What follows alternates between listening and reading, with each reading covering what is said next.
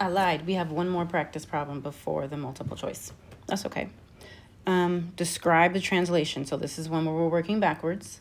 So we started at P, and then they gave us P prime. So I need to figure out which way did it move. So I set up what I have. So P is at -2, -1. I feel like I'm writing bigger every time. And then skip the space because I have to figure that out.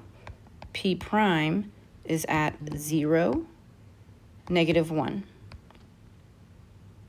So now I need to figure out what happened. So if I'm starting at -2 and I need to get to 0, I'm just gonna do this on the number line. So my x, because x comes first, x is -2.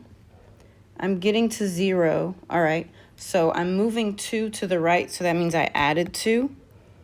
And then y, I started with -1, I ended with -1. Nothing happened to y. So now to describe the translation, I'm going to say I need to translate 2 units to the right. That is the translation that happened. I don't need to write 0 units to y or up or down. You just leave it blank.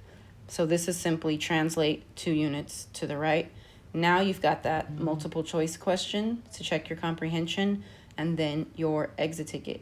When you take your exit ticket, you need to actually check your work on some graph paper. Do not just try to do it in your head. It's a quiz, all right? So take the time to actually write it out, show your work, make sure it's correct before you submit it.